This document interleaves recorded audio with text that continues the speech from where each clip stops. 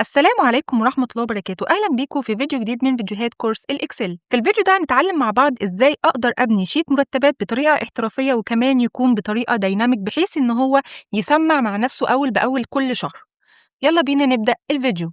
أول حاجة، لو أنا عملت ديزاين للشيت بتاعي بالشكل ده بحيث إن أنا عندي تابة فيها اسم الموظف والكود بتاعه ووظيفته إيه وإدارته إيه، كمان هنكون عاملين خانة ل start of the month أو بداية الشهر ونهاية الشهر، وكمان أنا عندي البصمة بتبدأ الساعة كام وبتنتهي الساعة كام. دي معلومات أساسية تبقى ثابتة في كله، سواء بداية الشهر نهاية الشهر، بداية البصمة ونهاية البصمة. عندي بقى الحاجات اللي هي متغيرة اللي هو التاريخ، اليوم بتاعنا إيه، الcheck in اللي هو جه في اليوم ده، والcheck out، وكمان هيقدر يطلع لي عدد الساعات الفعلية اللي اشتغلها خلال اليوم ده. طبعًا لو في تأخيرات هيحسبها dynamic، لو في overtime كمان هنشوف لو في بدل انتقال عنده أو لو عنده مثلًا حوافز أو جزاءات أو لو واخد سُلَف.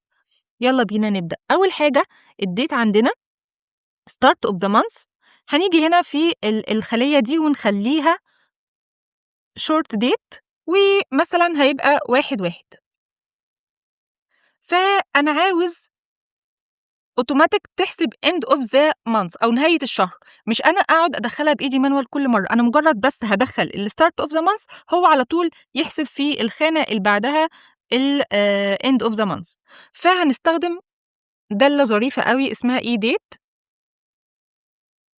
هي بنلاقيها ظهرت باختارها بTab، بيقول لي حدد لي الstart date، فخلاص هو ده الstart date بتاعنا، كوما بيقول لي إيه هو الmonth، عايز كام month، هل هو شهر 1 شهرين 3، عاوز تضيف على التاريخ ده كام شهر، فهنقول له مثلًا إحنا عايزين نضيف شهر 1 بس، وهنقفل القوس ونضغط enter. هنلاقيه فعلًا ضاف شهر بالكامل، فأصبح التاريخ 1/2 أو 1 فبراير. طيب أنا عاوز نهاية الشهر، فهاجي عند التاريخ ده وأعمل -1 أو -1 يعني واضغط enter، هنلاقيه جاب لي إن نهاية الشهر هو 31/1. طب يلا بينا نجرّب مثلًا لو حطينا شهر 2، هنلاقيه إن جاب لي 28/2، فأوتوماتيك دي هتسمّع معايا. هنشوف الcheck in عندنا بإيه، طبعًا هنروح برضه هنا هنختار إن هي تبقى time. تمام، الcheck in والcheck out هيبقوا time.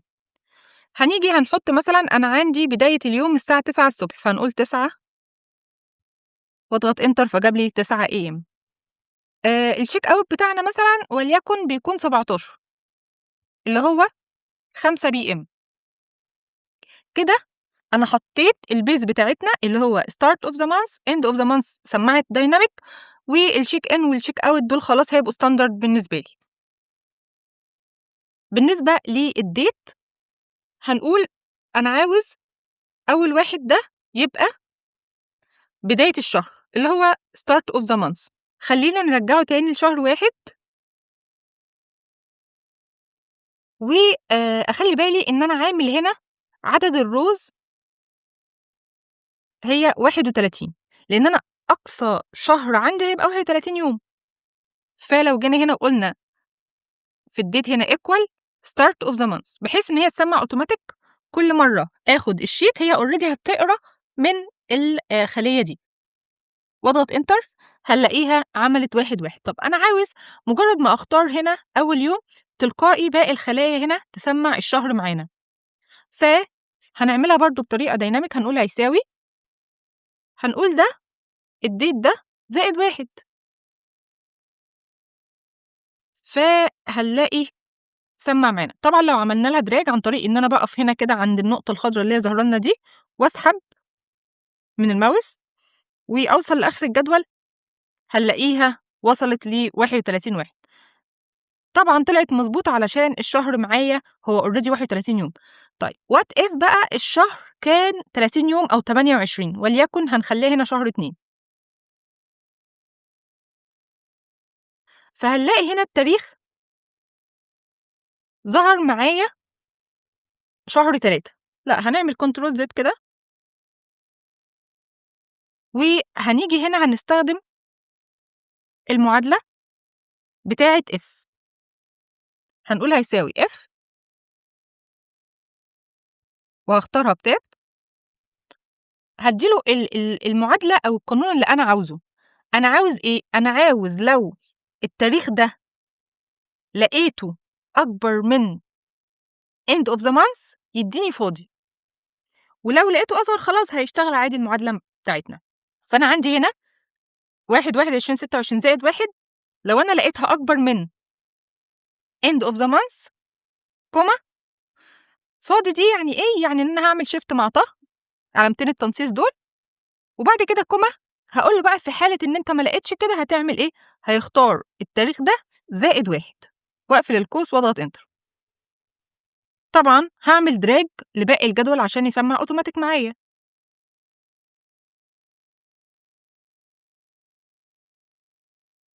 هنلاقي طبعًا إحنا عايزين نعمل fill without formatting عشان خاطر ما يضيّعليش الformatting بتاع الtable. هنلاقي إن اللي بعديها جابها فاضية وبعد كده في علامة إن أنا عندي في مشكلة في الvalue بتاعتي. طبعًا ده كله نتيجة إيه؟ نتيجة إن أنا ما ثبّتش الخلية اللي هي بتاعة end of the month. نخلّي بالنا من الحتّة دي جدًا لإن هي بتلخبط معانا وإحنا شغالين في الشغل. هنيجي على خلية الend of the month وهنثبّتها عن طريق function F4 واضغط enter، أعمل drag للجدول وهنلاقيها ضبطت معانا إن شاء الله. وما ننساش fill without formatting عشان نفضل الفورمات تمام. طلعت لي 31/1 آخر خلية. طيب what if بقى أنا الشهر عندي ده لأ، ده كان شهر 2 اللي هو كام 28 يوم أصلًا أو 29. هنلاقي سمّع معايا وتمام شغال لحد يوم 28. بعد كده فعلًا ادّاني خلية فاضية، بس بعد الخلية الفاضية بدأ يظهر معايا إن في مشكلة، نتيجة إن هو ما لقاش هنا حاجة، هو لقاها خلية فاضية، فعمل عنده مشكلة في المعادلة نفسها. طيب علشان خاطر نعالج القصة دي بنعملها إزاي؟ باحط معادلة if error قبل معادلة if اللي إحنا حاطينها، فهنعمل معادلة if error واختارها بتاب، وبعد القوس بتاع معادلة if هاعمل كوما وأعمل فاضي بحيث إن هو يدّيني خلية فاضية في حالة إن هو لقى فيه error. زي ما اتعودنا هنعمل drag طبعًا وأعمل fill without formatting، هنلاقي فعلًا إن هو جاب لي آخر 3 خلايا فاضيين، بكده يبقى المعادلة بتاعتي الحمد لله اشتغلت. أرجع تاني للتاريخ عشان أنا عاوزة شهر 1. بعد كده عندي الday عاوزاه يسمّع أوتوماتيك، مش منطقي أبدًا بعد ما عملت كل ده أروح أدخّل كل يوم اسمه إيه، فهنعمله بمعادلة لطيفة اسمها text، فهاعمل يساوي وهاكتب text هنلاقيها بدأت تظهر معايا أختارها بتاب، وأختار الvalue بتاعتنا اللي هو date، كوما أنا عاوز إيه اللي يظهر؟ أنا عايز day فهاعمل بين علامتين التنصيص اللي هو shift وهابدأ أكتب 3D يعني دي وأقفلها تاني وأقفل القوس وأضغط enter هنلاقيه سمّع معايا إن ده كان يوم خميس. برضه هاعمل drag وزي ما اتعودنا حفظناها خلاص fill without formatting عشان ما تضيّعليش الformatting. بكده نكون عملنا الdate هيبقى dynamic، برضه الday نفس الكلام، هو مجرد ما بيتكتب قدّامي الdate هيبدأ يظهر معايا الdate. طيب طبعًا نروح لشهر 2 علشان هو الreference بتاعنا لإن هو 28 يوم وهيبدأ يظهر خلايا فاضية. هنلاقي إن هو لمّا لقى ما فيش date already بقت فاضية، لإن هو ما لهاش day. فنرجع تاني لشهر 1 بابدأ أضبّط الcolumn بتاع الstatus يعني حالة اليوم ده إيه للموظف. فأنا عندي كذا option، أنا عندي هنا في tab حاطة فيها الstatus دي هتبقى تابة مساعدة ممكن بعد كده في المستقبل أعمل لها hidden بعد ما أخلّص تضبيط الsheet بتاعي كلّه لكل الموظفين. فأنا عندي هنا مثلًا نوع الأجازات أنا بابقى حاططها، لو هي عارضة، سنوي، أيًا كان. فهاجي هنا على العمود بتاع الstatus وهاحدده، بعد كده باروح لقايمة data وأبدأ أختار data validation و وأبدأ أختار list بيسألني الsource فين، فأنا الsource بتاعنا هيبقى في التابة بتاعة الstatus. هابدأ أحدد الصفوف اللي أنا عاوزها أو الأعمدة، لكن أنا هنا حطيت كذا واحدة إضافي عشان مستقبلًا لو في أي إجازة نوع أنا كنت ناسيه مثلًا، في حاجة عاوز أحطها مستقبلًا، وأضغط أوكي. تمام، هابدأ ألاقي إن ظهر عندي هنا كده سهم، لو ضغطت عليها هيبدأ يجيب لي إيه الأجازات اللي أنا ممكن أختار منها.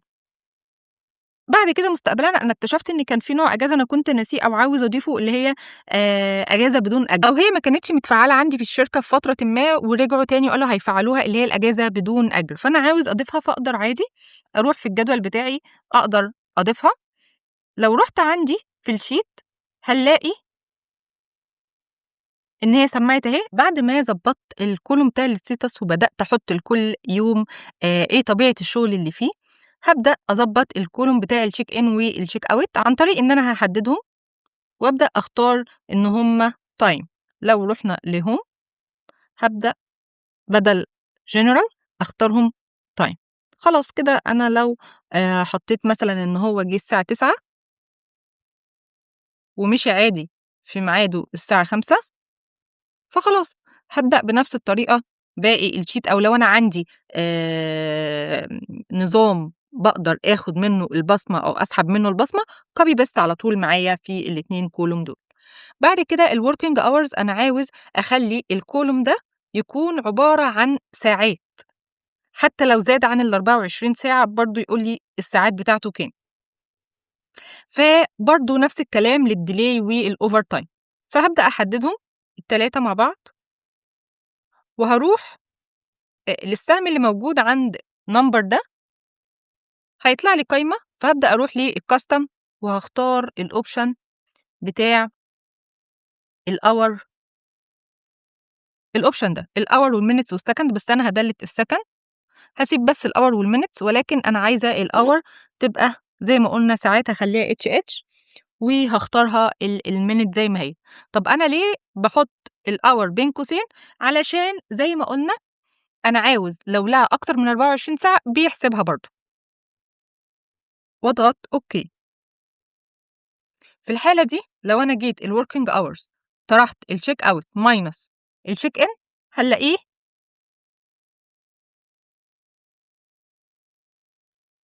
هو هنا جاب error علشان خاطر الcheck out أنا عاملها 5، سوري معلش، إحنا هنا الcheck out لو قُلنا هيساوي 17 عدد ساعات العمل هم 8 ساعات. طيب أنا دلوقتي عاوز أحُط شرط إن هو لو لقى الcheck in فاضية أو الcheck out فاضية، في الحالة دي مش هيطبّق المعادلة. هنعملها إزاي؟ هنعمل بعد يساوي if وافتح قوس وهاكتب or، هاختارها بtab. بعد كده هاقول إن أنا عندي الcheck in دي equal زي ما اتفقنا فاضية دي معناها shift مع طه، بس مرّتين. بعد كده كوما الcheck out بقى هاحددها برضه وهاعمل هيساوي برضه نفس الكلام إن هي فاضية وأقفل القوس، كوما لو لقاها فاضية هيعمل إيه؟ هيسيبها فاضية، كوما ما لقاهاش دي أو دي فاضيين، في الحالة دي هيبدأ يطبّق المعادلة بتاعتنا، وأقفل القوس وأضغط enter. في الحالة دي جاب لي 8 ساعات. طيب لو عملنا drag كده لباقي الtable وزي ما اتفقنا fill without formatting هنلاقي إن هو جابها فاضية. طب لو أنا حطيت هنا مثلًا وليكن إحنا بنجرب control C هنا حطينا control V هنا، هنلاقي إن هو ما عملش المعادلة بتاعتي، ليه؟ علشان أنا مديّة له معادلة if لو لقيت واحدة من الاتنين فاضية، هو لقى هنا الcheck in هي اللي فاضية فبالتالي ما حققش المعادلة. هننتقل دلوقتي للعمود بتاع التأخيرات. لو الموظف جه متأخر هيبدأ في العمود ده يحسب لي تأخيراته قد إيه بالدقايق والساعات. هنقول هيساوي أنا عاوز أقول لو الcheck in بتاعه أكبر من الcheck in الأساسي عندي، في الحالة دي هيبدأ يعد لي التأخيرات قد إيه، فهنستخدم معادلة if واضغط على tab عشان أختارها. logical test بتاعنا إن أنا عندي الcheck in ده هاختاره لو أكبر من الcheck in الأساسي، وطالما قُلنا الأساسي يبقى أنا لازم أثبِّت الخلية دي علشان لمّا أعمل drag تسمّع معايا المعادلة في باقي الصفوف. طبعًا هنثبِّتها عن طريق function F4. بعد كده أقول له كوما. طيب هو لو لقى إن الخلية بتاعة الcheck in بتاعتنا دي أكبر من الcheck in اللي المفروض اللي هو ييجي فيه، في الحالة دي هيعمل إيه؟ هيبدأ يطرح لي الcheck in ده ناقص الcheck in الأساسي، وزي ما قُلنا أساسي يبقى على طول إيه، أحددها كده وأثبّتها من function F4 كوما. لو ما لقاش إن دي أكبر من دي هيبدأ يسيبها لي فاضية، وقُلنا فاضية يعني shift مع حرف الط، وأقفل القوس وأضغط enter. هنلاقي إن هو كان فعلًا جاي الساعة 09:00 فهو مش أكبر منها. نبدأ نعمل drag لباقي العمود بتاعنا علشان يسمّع المعادلة دي أوتوماتيك بعد كده في الtable بتاعنا. بدأ هنا لقى عنده تأخير 15 دقيقة، هنا مثلًا 25 دقيقة، هنا جاي 09:10 فلقى عنده 10 دقايق فرق. طيب لو أنا الشركة بتاعتي فيها لايحة بتقول مثلًا أنا هادّي للموظف سماحية الصبح 15 دقيقة، بعد 15 دقيقة هيبدأ يحسب لي التأخيرات، يعني لو جه 09:16 هيحسب 16 دقيقة، بس هو سايب له لحد و15 دي سماحية عادي. آجي كده عندي في خلية وهابدأ أقول هاعمل لها formatting. هنروح هنا من السهم، هنروح عند custom وبرضه هاختار الhours والminutes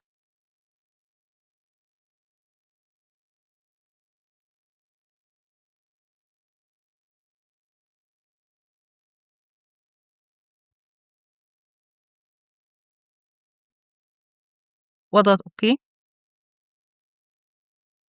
وأبدأ هنا مثلًا أعمل 00 15 بحيث وهادّيها color بحيث إن أنا بعد كده أبقى عارف إن دي السماحية once إن اتغيّرت أو رُحت شركة تانية أو أيًا كان، فهابقى عارف إن أنا أقدر أغيّر السماحية عن طريق دي.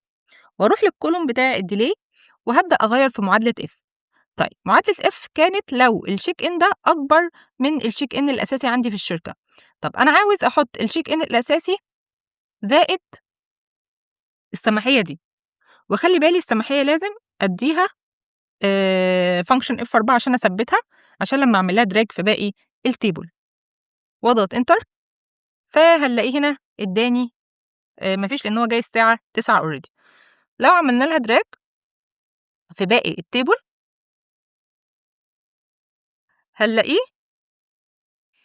هنا كانت و15 فalready ما حسبلوش فيه delay، هنا و10 already برضه ما حسبلوش delay، حسب الdelay هنا عند ال09:25. جيت في أي وقت غيّرت السماحية بتاعتي مثلًا خلّيتها نُص ساعة، هنلاقيها اختفت. طيب خلّيت الdelay بتاعنا ده هو 0، ما فيش، الشركة الفترة دي قالت أنا ما ينفعش حد يتأخّر عندي، هيبدأ يظهر. نرجع تاني نرجّعها ل 15 دقيقة، تمام، كده سمّعت معايا. بنفس الطريقة دي لو أنا رُحت الcolumn بتاع الovertime عملت إن أنا عندي لو وقت الانصراف اللي الموظف ماشي فيه أكبر من وقت الانصراف الأساسي، هيبدأ يطرح لي الانصراف اللي هو مشي فيه ناقص الانصراف الأساسي. هنقول هيساوي لو الcheck out عندي أكبر من الانصراف الأساسي اللي هو الcheck out ده، وهاعمل له function F4 في الحالة دي كوما، هيبدأ يطرح لي الcheck out minus الcheck out الأساسي، وأخلّي بالي إن أنا بادّي له function F4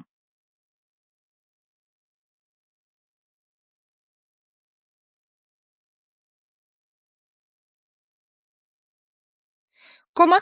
لو ما لقاهوش كده بيسيبها فاضية معانا، واضغط enter هنلاقي إن هو ما ادّالوش overtime. طبعًا طبّقنا المعادلة في باقي الجدول بتاعنا.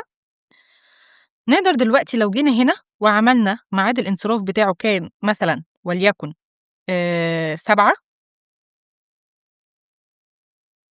هنلاقي سمّع إن هو ليه overtime ساعتين. لو رجعنا تاني رجّعناها مثلًا 5 فتمام. لو جينا مثلًا هنا عملنا دي 7 هنلاقي سمّع معايا إن هو عنده overtime ساعتين، يعني هو في اليوم ده جه متأخّر 25 دقيقة بس هو قعد overtime ساعتين. بعد كده بكل سهولة أقدر أجمّع في آخر التابة بتاعتنا تأخيراته والovertime لو عنده حافز deduction advance وأبدأ أجمّعهم وأطلّع المرتب بتاعه بكل سهولة. أتمنى تكونوا استفدتوا ويكون الفيديو عجبكم، شكرًا ليكم.